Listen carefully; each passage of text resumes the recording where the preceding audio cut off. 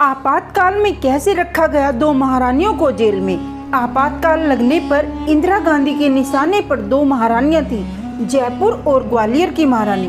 संसद में न केवल विपक्ष की नेताओं में से थी, बल्कि अपने अपने क्षेत्र के आम लोगों के बीच लोकप्रिय थी। उनकी राजनीतिक साख को कम करने के लिए उन्हें राजनीतिक विरोधी के तौर पर नहीं, बल्कि आर्थिक अपराधी के तौर पर गिरफ्तार किया गया। 30 जुलाई 1975 जेल में काफी हलचल थी। कैदियों में एक अलग सी उमंग थी और वे टकटकी लगाए देख रहे थे। उन्हें इंतजार था तो एक कैदी का। यूं तो तिहाड़ में बड़े बड़े लोग आते ही रहते थे, लेकिन आज जेल में लाया जा रहा था एक महारानी को। वो महारानी जिसके पास बेशुमार दौलत थी, जिसकी खूबसूरती के चर्चे पूरी दुनिया में थे। उसके पास इज्जत, शोहरत और ताकत की कोई कमी न थी, पर आज की रात वो एक कैदी थी। कैदी नंबर 2265। ये कहानी शुरू होती है कुछ इस तरह।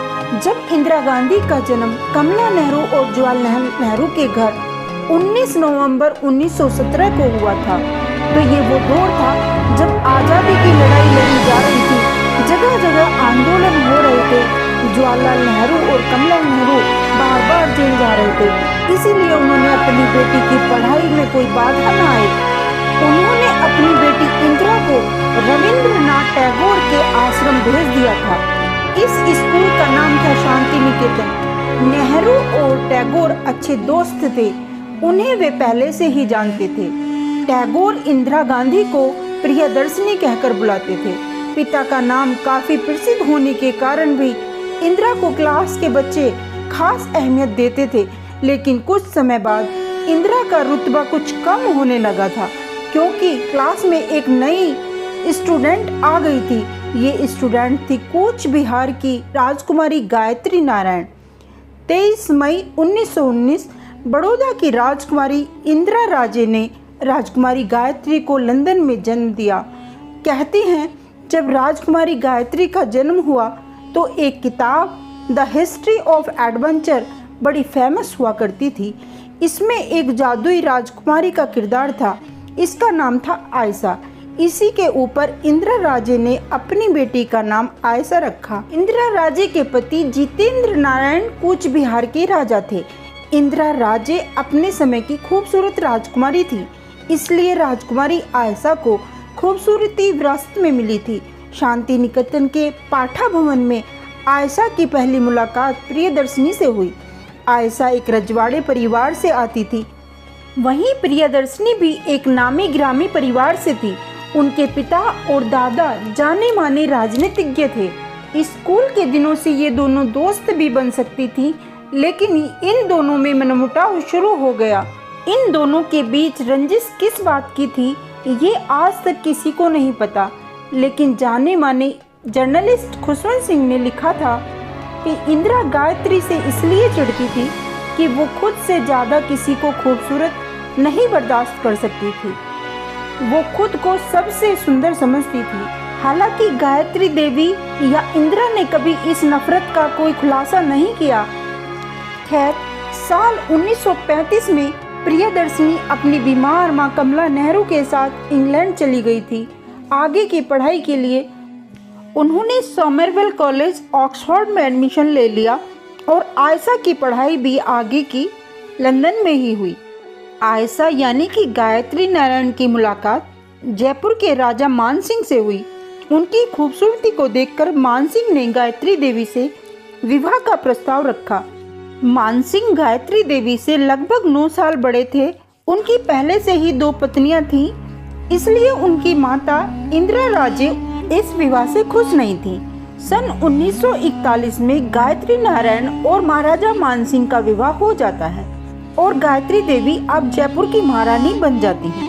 सन 1942 में इधर इंदिरा ने भी फिरोज खान से विवाह कर लिया था और अपनी ससुराल लखनऊ चली जाती है। यहीं से इनकी राजनीति की भूमिका बनती है। राजस्थान की पहली महिला सांसद की बात करें तो एक ही जवाब, राजमाता गायत्री देवी। गायत्री देवी 3 बार 1962, 1967 और 1971 में लोकसभा सांसद रही। सन 1975 में जब इंदिरा गांधी ने पूरे देश में इमरजेंसी लगाई थी, तब जयगढ़ में खजाने के लिए इनकम टैक्स की रेड पड़ी थी। तब महारानी को 6 महीने तक दिल्ली के तिहाड़ जेल में कैद रहना पड़ा था। बताया जाता है कि प्रिवी पर्स यानी कि शाही भत्ते को खत्म करने के पीछे भी इंदिरा गांधी की गायत्री देवी से अनबन एक बड़ी वजह थी। गायत्री देवी जब लोगों के बीच जाती तो उन्हें खूब प्यार मिलता, इसी के चलते उन्होंने राजनीति में आना तय किया। साल था 1962। गायत्री देवी ने राजगोपालाचारी की स्वतंत्रता पार्टी ज्वाइन कर ली और जयपुर सीट से अपना पहला चुनाव लड़ा। कुल 2,46,000 वोटों में से 1,93,000 वोट गायत्री देवी को मिले थे। कहते हैं कि इतनी बड़ी जीत के कारण उनका नाम Guinness book of world record में दर्ज हो गया था। जब वो लोकसभा पहुंची तो उनकी खूबसूरती के साथ साथ उनके भाषण के भी खूब चर्चे होते थे। वो दौर था जब गायत्री देवी के सितारे बुलंदियों पर थे। वहीं इंदिरा गांधी की जिंदगी इससे बिल्कुल उलट थी। पति फिरोज के साथ उनकी अनबन होने के कारण उन्होंने अपनी ससुराल को छोड़ दिया और दिल्ली लौट आई थी। इंदिरा गांधी की पार्लियामेंट में एंट्री बतौर सांसद हुई थी। यहीं उनकी मुलाकात गायत्री देवी से होती है। ये एक इत्तेफाक ही था। जो स्कूल के दिनों में अलग अलग हुई थी वो आज आमने सामने थी। गायत्री देवी ने जयपुर से कांग्रेस सदस्य को कई बार हराया। वो संसद में भी मुखर होकर विरोध किया करती थी, इसलिए इंदिरा उनसे और भी ज्यादा चिढ़ने लगी थी। उन दिनों अखबारों में ये खबर छपी कि गायत्री की मौजूदगी इंदिरा को बहुत खलती है और इसी के कारण उसने रजवाड़ों के प्रिवी पर्स को खत्म करना चाहा। कहते हैं कि खुद उनकी पार्टी के नेता मोरारजी देसाई इंदिरा गांधी को गूंगी गुड़िया कहकर बुलाते थे और वही इंदिरा गांधी गायत्री देवी को कांच की गुड़िया कहकर चिढ़ाती। दोनों के बीच शुरू हुई रंजिश अब दुश्मनी में बदल गई थी। शायद इसलिए जब लाल बहादुर शास्त्री ने कांग्रेस में आने का न्योता दिया था तब उन्होंने साफ इनकार कर दिया था। हालांकि यह सही भी था, क्योंकि समय के साथ साथ इंदिरा राजनीति के दांव पेच सीख चुकी थी। साल 1971 जब उन्होंने पाकिस्तान को दो फाड़ करके बांग्लादेश बनाया तो पूरी दुनिया ने इस बात का लोहा माना। इंदिरा गांधी अपनी वर्षों पुरानी रंजिश का हिसाब लेना शुरू करती है। ये वो दौर था जब रजवाड़ों के पास 34 विशेषाधिकार होते थे। उन्हें प्रिवी पर्स के तौर पर भत्ता मिलता था। कहते हैं कि उस समय प्रिवी पर्स के गायत्री देवी को 10 लाख रुपए मिलते थे।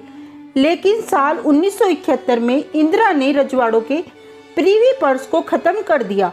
ये तो बस शुरुआत थी, असली खेल तो अब शुरू होता है। सन 1975 में जब राजनारायण ने इंदिरा गांधी की जीत को फर्जी करार दिया। साल 1975 आते आते विपक्ष इंदिरा पर हावी होने लगा था। उन पर करप्शन के लगने लगे। राजनारायण ने दावा किया कि 1971 में जो चुनाव हुए थे उसमें उनकी भारी जीत हुई थी, लेकिन इंदिरा गांधी ने चुनाव में धांधली की और उन्होंने 4 साल बाद इस नतीजे को कोर्ट में चुनौती दी। तब हाई कोर्ट ने इस पर जांच बैठाई। 12 जून 1975 को जस्टिस जगमोहन लाल सिन्हा ने इंदिरा की जीत को फर्जी करार दिया। साथ ही उन पर पाबंदी लगाई थी कि वो 6 साल तक चुनाव नहीं लड़ सकेंगी। इंदिरा के पास इस्तीफा देने के अलावा अब कोई चारा नहीं बचा था। वो इस्तीफा टाइप भी कर चुकी थी, लेकिन संजय गांधी और इंदिरा गांधी के खास सलाहकार बंगाल के सीएम रहे सिद्धार्थ शंकर रे ने उन्हें इमरजेंसी की सलाह दी, क्योंकि ये अंदर ही अंदर 6 महीने से चल रहा था। इंदिरा को ये विचार पसंद आता है क्योंकि पूरा कंट्रोल सिर्फ सरकार के हाथों में था। विपक्ष, मीडिया या पब्लिक को कुछ भी नहीं बोलने का अधिकार था। ये अच्छा मौका था अपने विरोधियों पर हावी होने का। 25 जून साल 1975 इस दिन देश में कुछ अलग हवा बह रही थी, खासकर सफदरगंज रोड पर।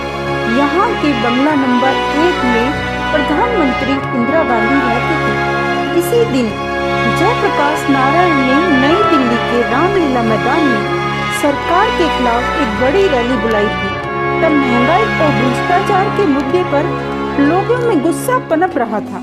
बस यही कारण था जिसके लिए इंदिरा ने कहा था, भारत को शॉक ट्रीटमेंट की जरूरत है।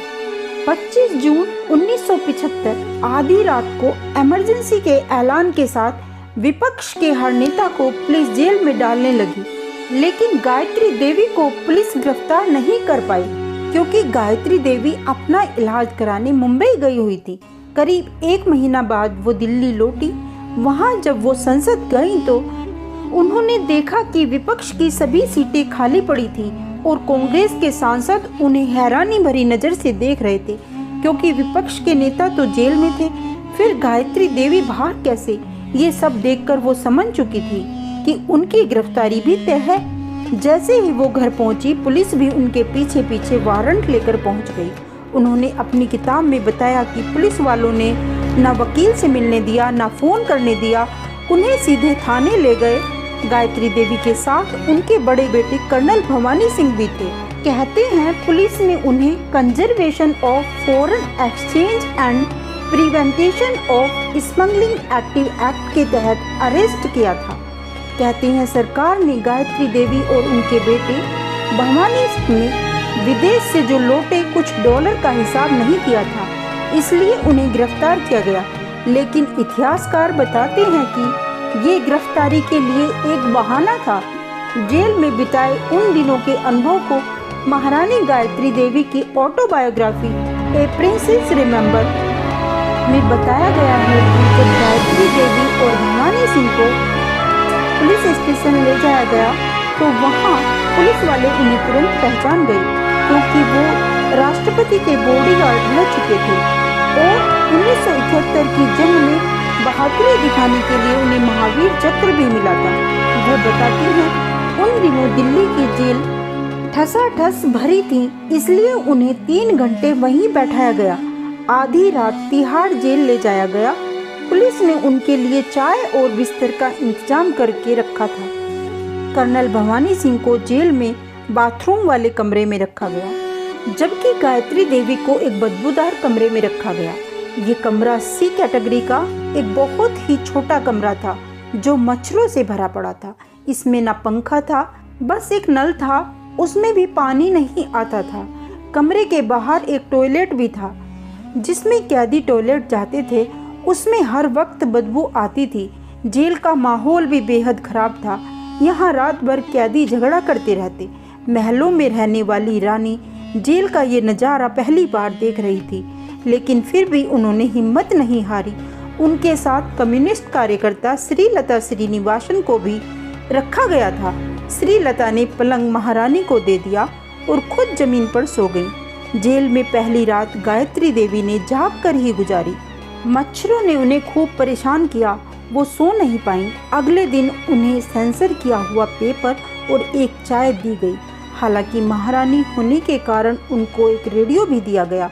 उन्हें पढ़ने के लिए टैटलर और वोग मैगजीन भी मिलती थी। हर शाम उन्हें अपने बेटे भवानी सिंह से मिलने की परमिशन भी दी गई थी। एक कैदी लैला बेगम को उनका कमरा साफ करने का जिम्मा मिला।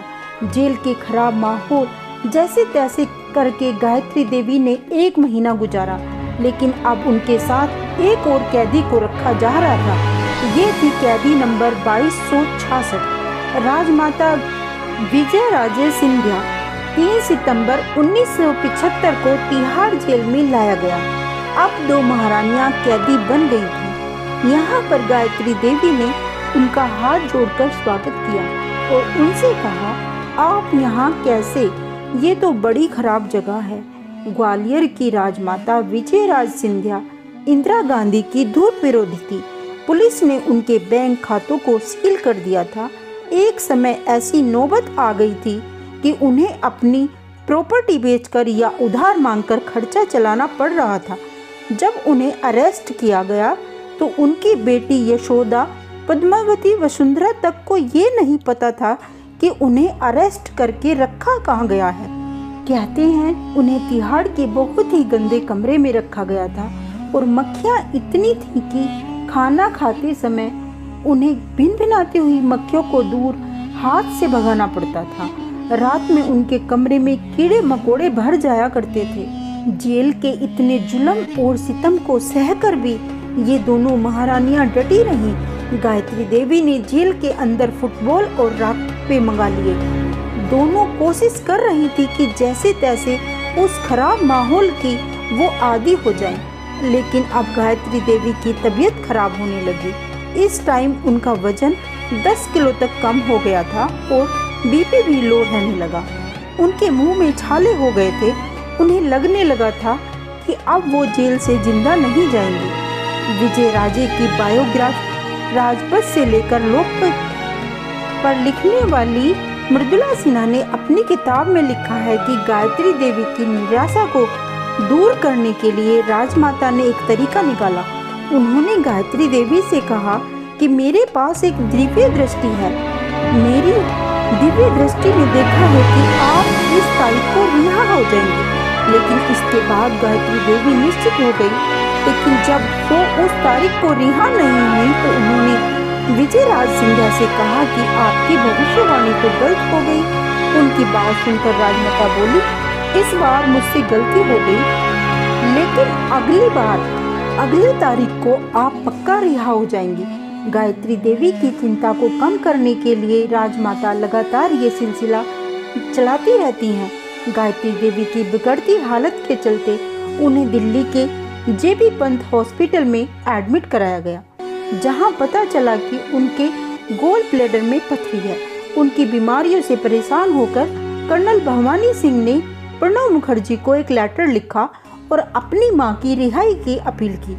कहते हैं कि ये लेटर इंदिरा गांधी को भेजे गए, लेकिन इंदिरा मानने को तैयार नहीं थी। उधर लंदन से लॉर्ड माउंटबेटन ने गायत्री देवी को रिहा कराने की कोशिश शुरू कर दी। माउंटबेटन गायत्री देवी के दोस्त थे, इसलिए उन्होंने ब्रिटेन की महारानी को बोला कि वे गायत्री देवी की रिहाई के लिए इंदिरा गांधी को लेटर लिखें।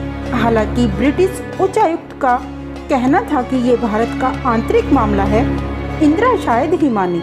लेकिन तिहाड़ में रहना अब गायत्री के लिए मुमकिन नहीं था। इसमें उन्होंने वो किया जो इंदिरा चाह रही थी। उन्होंने खुद इंदिरा को लेटर लिखा। उन्होंने लिखा, अंतर्राष्ट्रीय महिला वर्ष के मौके पर अपने देश के भविष्य के लिए आपको और आपके कार्यकर्ताओं को आश्वासन देती हूँ, मैं राजनीति से संन्यास ले रही हूँ, क्योंकि स्वतंत्र पार्टी समाप्त हो चुकी है और दूसरी पार्टी का सदस्य बनने का मेरा कोई इरादा नहीं है, इसलिए मुझे रिहा कर दिया जाए। इंदिरा यही तो चाहती थी। ये लेटर मिलते ही इंदिरा ने गायत्री देवी की रिहाई के आदेश दे दिए। 11 जनवरी 1976 कुछ शर्तों के साथ गायत्री देवी को रिहा कर दिया गया, लेकिन इसके साथ ही राजनीति में उनका सफर हमेशा के लिए खत्म हो गया। गायत्री देवी ने जेल में कुल 156 रातें बिताई थी। उन्हें कैदी और राजमाताओं ने खूब बधाइयां देकर विदा किया, लेकिन राजमाता विजयराज सिंधिया को अभी भी जेल में ही रहना था। उन पर पहरा काफी सख्त था।